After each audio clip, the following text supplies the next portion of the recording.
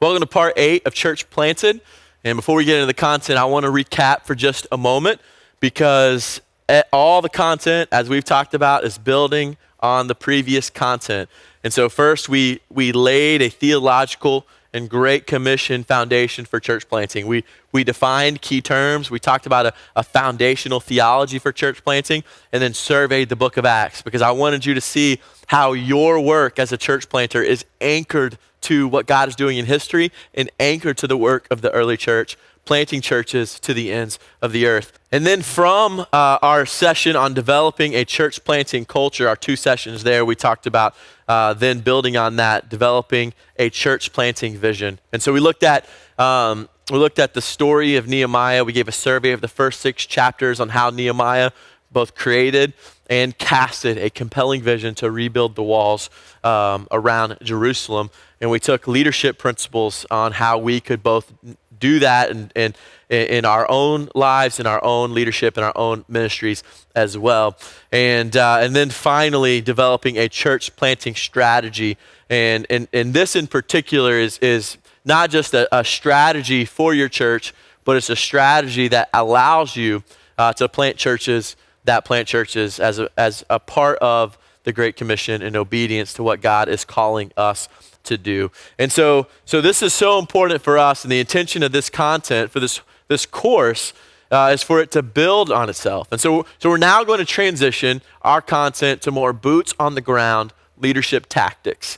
And so in so many ways, we can roll up our sleeves now, and hopefully all of the content has been practical, but this is going to be very, very practical for you in these final sessions, and leadership will dominate our conversation. The topic of leadership will dominate our content, and we will not talk much about theory when it comes to leadership in this content. Everything we talk about will be a practical step for you to be a healthier and more efficient leader in your family, in your church, in your community, and in all the things that God is calling you to do. So let's begin with our discussion on leadership by defining leadership. If you remember in the first part, we gave key terms and key definitions, and I want to remind you of our leadership definition as well. In so many ways, when we talk about leadership, there are lots of leadership definitions out there. And here's just a few that I've seen in my research. Leadership is influence. Maybe you've seen that definition where someone who is a leader is an influencer. Leadership, here's another definition of leadership. Leadership is the art of motivating a group of people toward a common goal. And I think that is a great definition of leadership. It's action-oriented. It's showing what the leader does out of his really post and office of leadership. And then another definition that I think is good is the definition of leader is someone who has followers. So maybe you've heard it said, hey, do you know if you're a leader? Well, look around or turn around and see if anybody's following you. That is an easy way to know whether you're a leader or not. Another definition of leadership here is leadership is ensuring that people have everything they need to accomplish the mission. And so this is more of that manager aspect of leadership when you're intentional and careful with the needs of your people and the needs of your team. And I think these are all great definitions of leadership, and I have read dozens of definitions on leadership, and we might even have a picture of leadership in our minds or someone we might consider a great leader that has influenced us in our life. And oftentimes, we think a leader must have specific character traits in order to be a leader. And so for some of us, we think about these character traits when it comes to leadership, right? It could be a leader who is visionary or who's a strong personality or a strong character, a leader who's convictional in what they believe or convictional in the vision that they have. A leader is someone who is courageous and runs into battle, runs towards the mess or the brokenness or sacrifices their safety at the good of the mission, or someone who is strategic, a thinker or a general type in the military. These are specific traits and characteristics of what we might consider a strong leader, one type of leader. But then there's others of us who are even watching this course, when they think about leadership, have a totally different thought or posture when it comes to what they think about leadership or someone who in their life has influenced them. Maybe they think of terms, or you think of terms like gentle, someone who is caring and really gives themselves away for the good of the mission, or who is sacrificial. I mean, obviously, when you think of Jesus, that is the ultimate characteristic of his life, ministry, death, and resurrection as well. Or you might think of a leader as someone who's compassionate. So this is you have the convictional, strong side, but over here you have the compassionate, softer side. Someone who can be more empathetic and understanding where people are coming from, or stepping into different types of mercy ministries or counseling sessions or those types of things. Or you might think of, in this list of characteristics of a leader, someone who is relational. And so more often than not, God has designed you and he's created you to think about leadership through a specific lens. And this is a great discussion, I think, not just for the church, but also for pastors, for those who are called, I would argue, to both sides of this leadership. The strong characteristics and courageous side, and the sacrificial and the compassionate side. And so after all, as pastors, I think we are called to this. We are called to be both directional leaders, the strong leaders, the visionary leaders, the convictional leaders, and we're called to be servant leaders. We're called to be relational, empathetic. We're called to be compassionate. And on both sides of the same coin, we find ourselves as pastors and as church planners balancing the tension of this kind of leadership. And again, these are two sides of the same coin that come together to make up what I would call the pastor-leader relationship. Pastors are to be both directional leaders, so visionary, strong, convictional, courageous, strategic, those characteristics we mentioned a moment ago. And also, we are called as pastors to be servant leaders. At the same time, we need to be gentle, sacrificial, compassionate, empathetic, and relational. And the goal, obviously, for us is to be healthy and live in both lanes. And so what I would argue, or what I would give you as a recipe for pastoral leadership, really might look something like this in our life. Directional leadership, that visionary, convictional leadership, plus servant leadership, compassionate, empathetic, relational, equals what we are going to call in this course maximum kingdom impact, or MKI for short, but maximum kingdom impact. And this is what we are for. This is what we are about. What's amazing about how God has designed each one of us is that he has designed each one of us differently.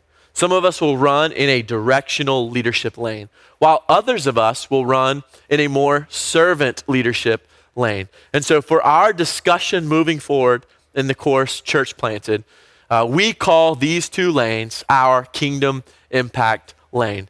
And my question for you is very simple. Which way do you lean? Right? Which way do you lean? You're gonna lean one way or the other in how God has created you and how God has designed you. Are you more of a directional leader, or are you more of a servant leader?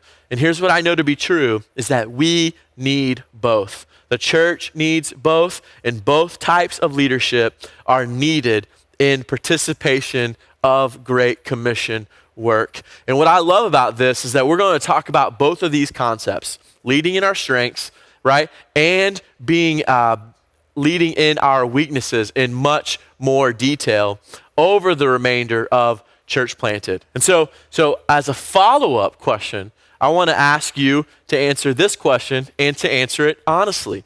Not only which way do you lean, but are you leading in your strengths, and which one? And then how are you building a team around your weaknesses? And so let me explain this just for a moment. If you're a directional leader, you need to build a team around your weaknesses, which might be that you're weak in compassion, or you're weak in empathy, or you're weak relationally. Or if you're a servant leader, You're gonna lead well relationally. You're gonna lead well in nurturing. You're gonna lead well in compassion and be gentle. But there's gonna be glaring weaknesses that we need to build a team. Our next step is for us to build a team around our weaknesses so that we can have what we call maximum kingdom impact. And that is really what we are after. And as we talk about these things, I want you to be honest with yourself and think about how God has designed you and he's created you. Where are your strengths? What lane, what kingdom lane are you running in and leading in? And then what areas do you need to build a team around your weaknesses? And so I want you to see this as we begin our discussion on leadership. The goal is always to become better pastoral leaders, a better pastor leader. The goal is always to have the most influence we can have because the goal is always, as I mentioned a moment ago, now several times, maximum kingdom impact. The goal is always giving our lives to build the kingdom by making disciples and planting churches. And to have the most kingdom impact, we have to be humble and honest to lead in our strengths and honest about our weaknesses so we can be a part of a team in our strengths, or we can build a team around our weaknesses. And so before we go any further, let me define for a moment the job description of a pastor. This is not my definition. This is the Bible's definition of what a pastor should be doing. And we see this in Ephesians chapter 4, verses 11 and 12, where the Apostle Paul says this, "And he gave the apostles, the prophets, the evangelists, the shepherds, and teachers to equip the saints for the work of ministry, for building up the body of Christ." This is important and an incredibly important place to start when we talk about leadership in the church. I believe that everything that we do as pastors is built upon the foundation of that, equipping the saints for the work of ministry. That is the one sentence job description of a pastor. And so pastors, if you're finding that your days are full of doing the work of the ministry, then you are not fulfilling, I would argue, you are not fulfilling your job description, what God has called you to do in the work of the ministry. In fact, in Ephesians chapter 4, verses 11 through 12, we continue to see what we call the APEST model of leadership. He gave some to be apostles, prophets, evangelists, shepherds, and even teachers. And in verse 11, this has become known as APEST leadership. And so as I introduce this topic to you, again, the conversation and the content is going to build on itself because I've asked you first to define what kingdom lane that you run in.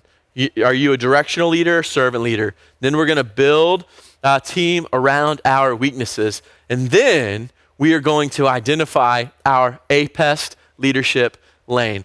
And so verse 11 here has become known as APEST leadership. As pastors, we are called to equip the saints for the work of ministry. But here's why this is important. God has gifted us, he's called us, and he's designed us all differently in how we do this.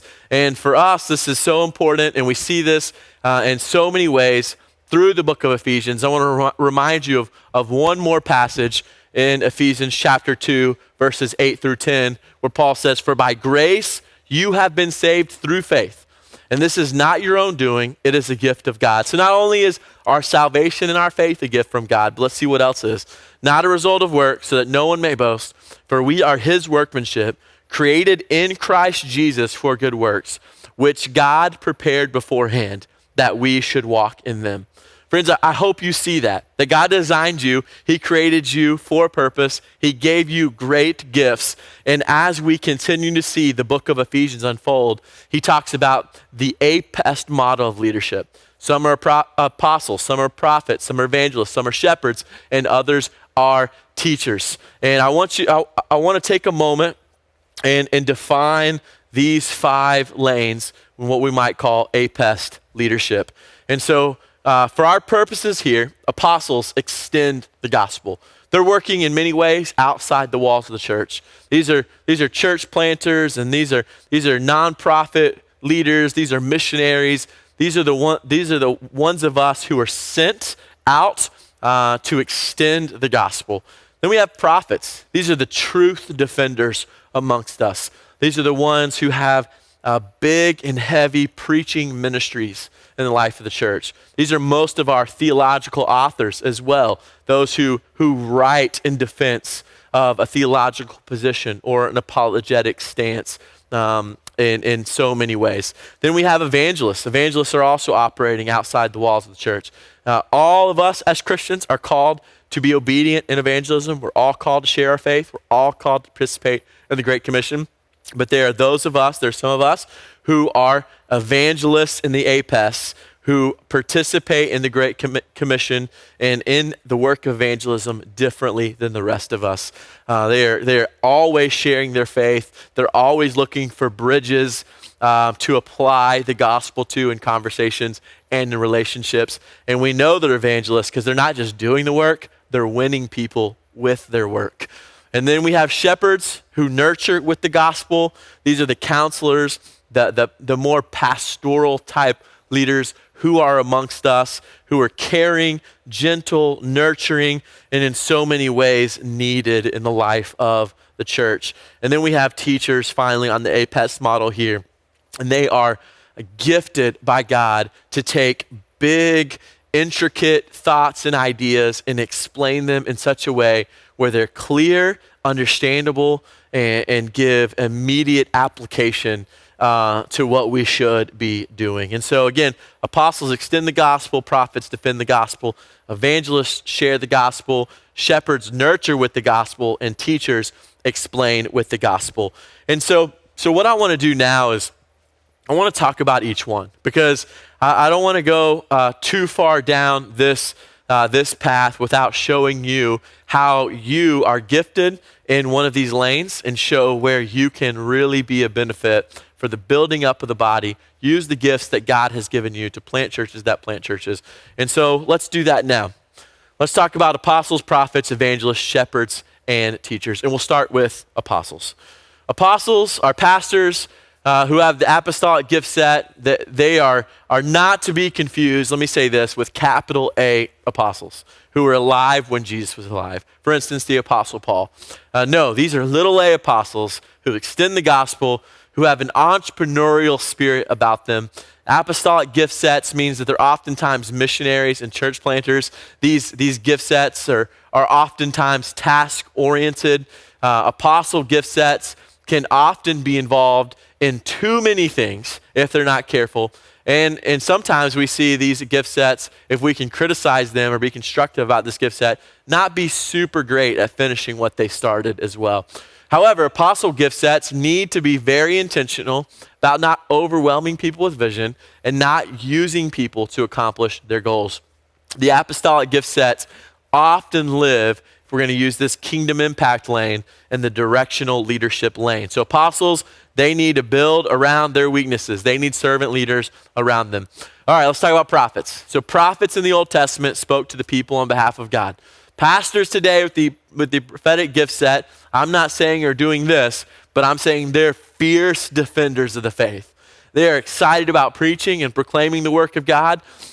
Prophet gift sets are often focused on truth at all costs. These gift sets often have expansive preaching and writing ministries.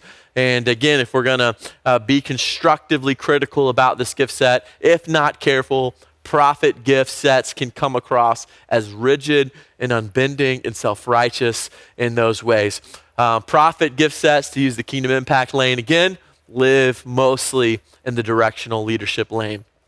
Then we have evangelists. Evangelists are pastors who are heavily relational. They focus on reaching the lost. They're courageous about sharing their faith and excited about people coming to faith. They're drawn towards evangelistic meetings and conferences, and evangelistic gift sets often have lots of relationships with non-Christians. Again, if we're going to be constructively critical, these gift sets often struggle with organization and relationship management. They're spread too thin relationally and can't live up to the expectations that they may have created. Evangelist gift sets, again, to use the kingdom impact terminology, often live in the servant leadership lane.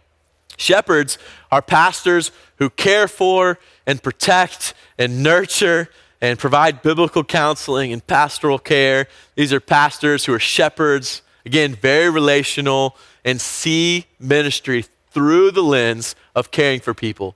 These are pastors who can give themselves to people at the expense of their own health. And so again, constructive criticism here.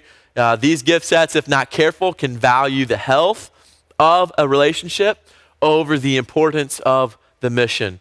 And to use our kingdom impact language, shepherd gift sets often live in the servant leadership lane.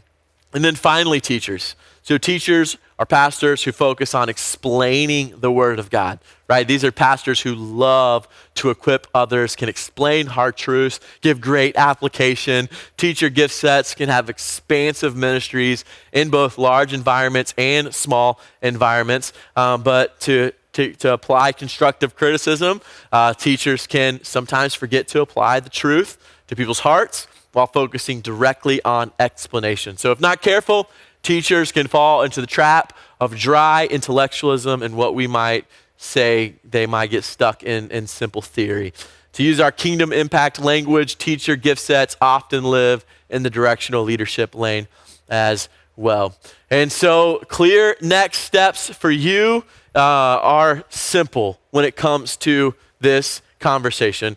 Our two next steps are identify who you are. So in other words, know your strengths. Are you a directional leader? Or are you a servant leader?